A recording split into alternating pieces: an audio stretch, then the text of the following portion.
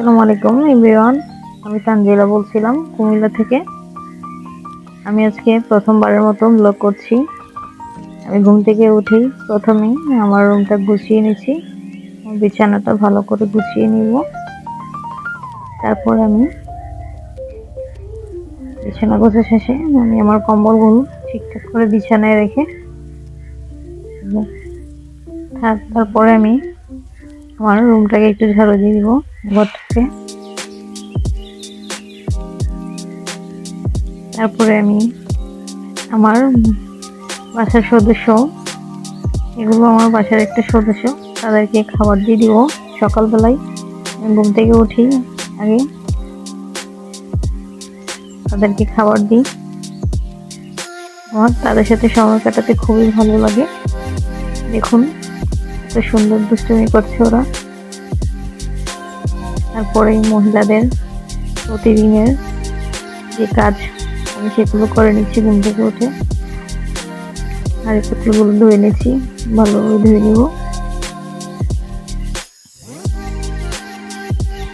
এগুলো একটা মহিলাদের প্রত্যেক দিনের কাজ।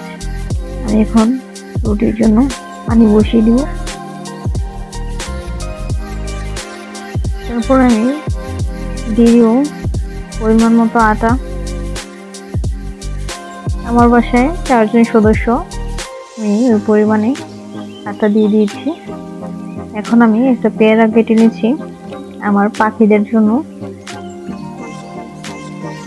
আমি আমার পাখিকে খাবার দিয়ে দিলাম। সকালবেলা একটু পানি দিয়ে দিচ্ছি, দেখি সে খেলা করছে।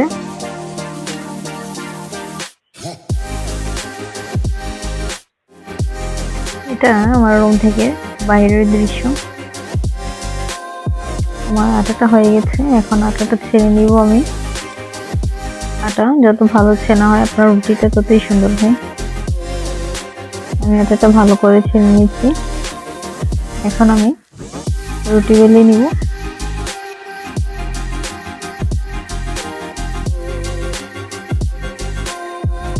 আপনারা কারা কারা সুন্দর রুটি গোল করে বেলতে পারেন দেখুন আমার রুটিটা কত সুন্দর গোল হয়েছে। এখন আমি রুটি তাওয়া দিয়ে নিব।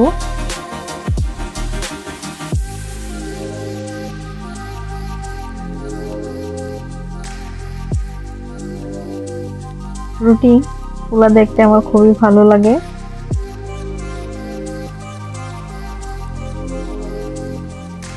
দেখুন খুবই সুন্দর রুটিটা ফুলে যাচ্ছে। এই দৃশ্যটা দেখতে আমার খুবই ভালো লাগে। এখন আমি নাস্তা করার জন্য একটু ডিম ভেজে নিব। তার জন্য আমি একটা প্যানে তেল দিয়ে দিয়েছি ডিম, একটু লবণ দিয়ে ডিমটাকে উল্টিয়ে ডিমটা ভেজে নিব ভালোভাবে।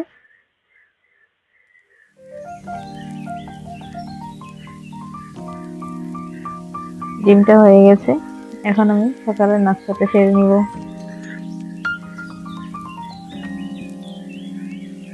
নিয়ে নিয়েছি 2টা রুটি আর একটু সবজি।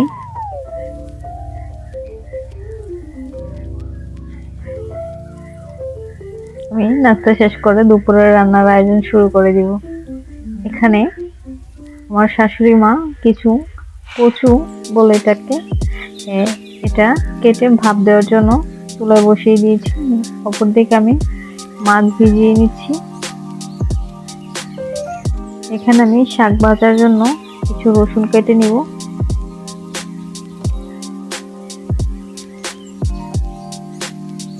আমার রসুন কাটা হয়ে গেছে, আমি এখন তরকারির জন্য কিছু পেঁয়াজ কেটে নিব।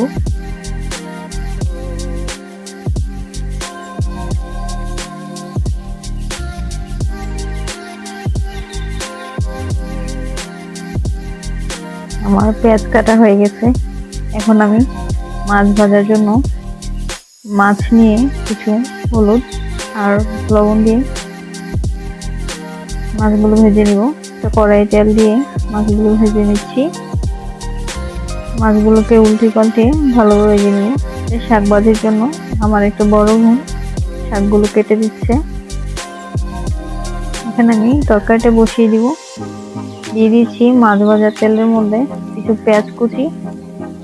পেঁয়াজ কুচিটা ভাজা হয়ে গেলে আমি এখানে দিয়ে দিব কিছুটা রসুন, দিয়ে ভালোভাবে ভেজে নিব। কচুতে রসুন না দিলে গলা চুলকায় অনেকের। দিয়ে দিয়েছি আমি মরিচের গুঁড়া, হলুদের গুঁড়া দিয়ে আমি এখানে একটু মশলাটা ভালোভাবে কষিয়ে নিব। মশলাটা কষানো হয়ে গিয়েছে আমার। এখন আমি ভাপ দিয়ে রাখা কচুগুলো দিয়ে লবণ দিব পরিমাণ মতো, দিয়ে এগুলোকে ভালোভাবে কষিয়ে নিব।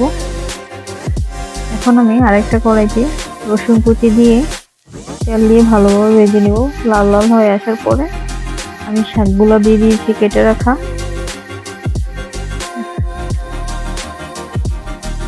এটাকে ভালোভাবে কষানোর পরে আমি এখানে গরম পানি দিয়ে দিচ্ছি পরিমাণ মতো।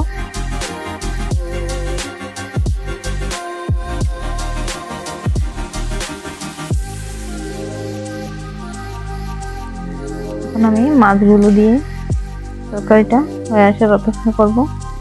এখানে আমি লবণ দিয়ে শাকটাকে ভেজে নিচ্ছি। আমার তরকারিটাও হয়ে গেছে। এখানে আমি একটু দুধ জাল দিয়ে নিলাম। আমি ভাত বসানোর জন্য চাল ধুয়ে নিচ্ছি। আমার ভাতটাও হয়ে যাচ্ছে। উপর দিকে আমি বেসিনে জমে থাকা হাঁড়ি পাতিলগুলো রান্নার পরে ধুয়ে নিব ভালোভাবে। বেসিনটাকে ক্লিন করে আমি সাইডে রেখে দিচ্ছি।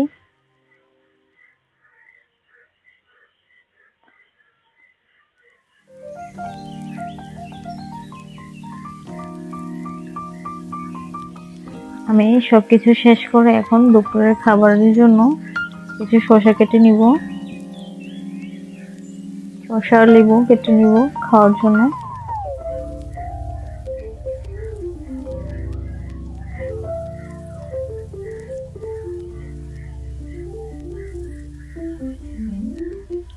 আমি নিয়ে নিয়েছি প্লেটে। আমার এভাবে সাজিয়ে খেতে খুবই ভালো লাগে। আমি প্লেটের মধ্যে নিয়ে নিয়েছি শাক ভাজি, এটা শুকনো মরিচ, শসা, লেবু। প্রথমে আমি শাক দিয়ে শুকনো মরিচ দিয়ে খাবো, তারপরে কিছু মাছের ডিম ভুনা করেছিলাম পেঁয়াজ দিয়ে, ডিম ভুনা দিয়ে, লেবু দিয়ে, শসা দিয়ে খেয়ে নিব। আমার একটা একটা করে খেতে ভালো লাগে, আমি মিশিয়ে খেতে পারি না। এখন আমি নিয়ে নিয়েছি রান্না করা কচু আর একটা মাছ। আজকে ভিডিওটি আমি এখানে শেষ করছি। আমার ভিডিওটি ভালো লাগলে অবশ্যই লাইক করুন, শেয়ার করে পাশে থাকুন।